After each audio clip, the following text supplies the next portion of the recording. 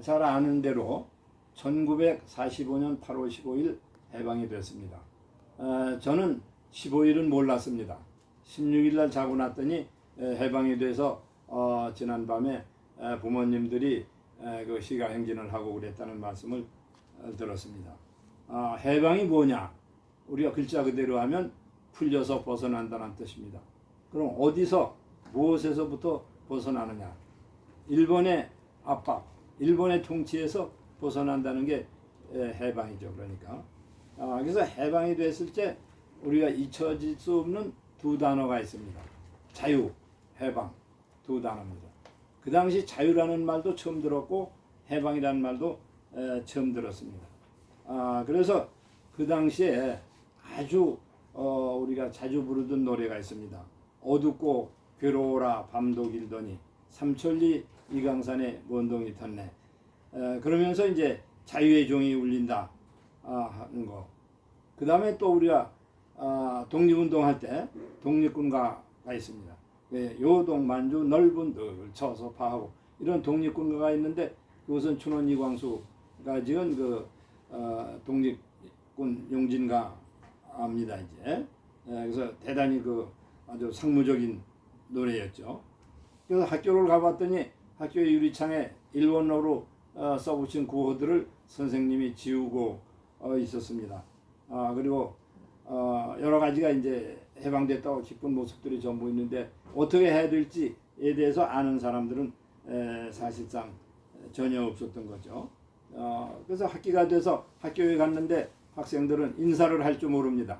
일본말로 전부 했었기 때문에 이제 선생님이 안녕하십니까부터 전부 배워야 됩니다. 그 다음에 한글은 전교생이 똑같이 모르기 때문에 그 당시에 우선 급하게 이제 말하자면 정부에서 한글 책을 만들었는데 그 책 이름이 한글 첫걸음입니다. 그럼 한글 첫걸음은 1학년서부터 6학년까지 똑같이 배워야 됩니다. 왜냐하면 1학년이나 6학년이나 한글을 모르는 것은 똑같았기 때문에 그러니까 전교생이 똑같은 교재로 한글을 배웠던 우리가 아주 의미 있는 세대죠.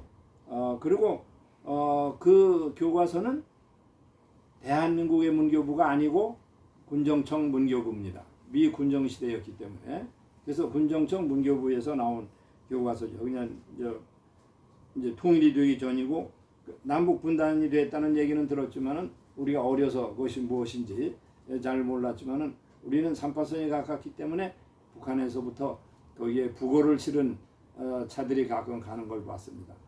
분단이 됐어도 처음에 원산 쪽에서 오는 북어가 우리 고향을 통해서 서울로 들어왔던 거로 생각이 됩니다. 그 다음에 제일 중요한 것은 우리말로 우리 글을 배우기 시작했던 거죠. 그래서 저는 그때 정말 대단히 감격했고 그 당시 읽었던 책을 제가 하나 가지고 있습니다만은 이게 조선사화집이라고 1944년에 나온 책인데 신라의 박격거세 그 다음에 고구려의 동명성왕 백제의 온조왕에서부터 고려 멸망 시기까지 역사를 한글로 번역해서 쓴 책입니다.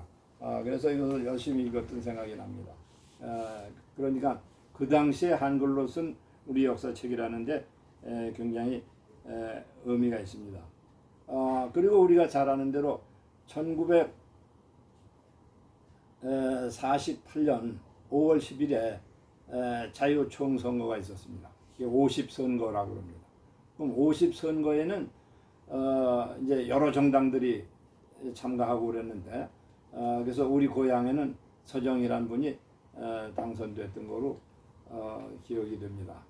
우리가 독립운동을 했던 이시영 그분의 아드님 이규창 씨 같은 분도 우리 고향 포천에서 출마했던 것으로 기억이 됩니다.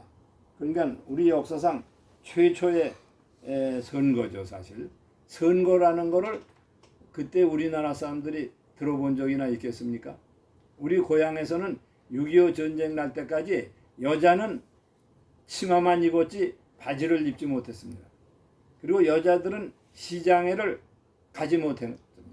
남자가 시장에 가는 거지 여자는 6.25 전쟁까지는 시장에도 안 갔습니다. 그럼에도 불구하고 여자분들이 나가서 투표를 했습니다. 이것은 아마 세계 역사에 있어서도 우리가 대단히 그 여성의 참정권 문제에 있어서 앞서갔다 하는 겁니다. 그러니까 대한민국에 수립하면서 이런 자유선거를 했다는 것은 대단히 선구적이었다. 그런 생각을 할 수가 있습니다. 그리고 7월 27일에 헌법이 제정이 됐고 7월 17일에 그리고 8월 15일에 우리 땅에 대한민국 정부가 수립이 된 거죠.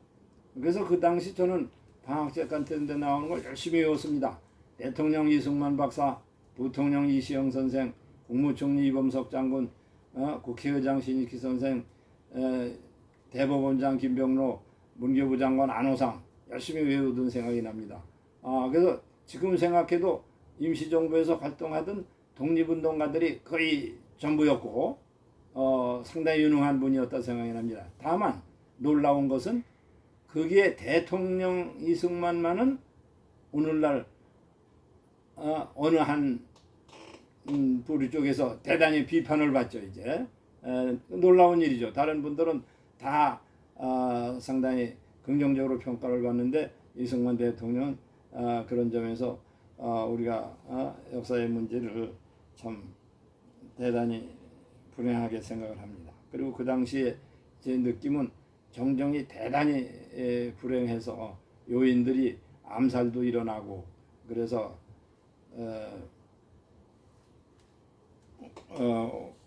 우리가 저 이은영 씨라든지 송진우라든지 백범 김구 선생이라든지 그런 분들이 암살되고 또 대한민국 정부가 수립 때는 거기에 반대하는 좌익 세력들이 제주도 또는 여순 뭐 여러 곳에서 상당히 문제가 있었던 것으로 기억이 납니다. 그 당시에 이제 그런 홍보하는 것을 보기도 했습니다.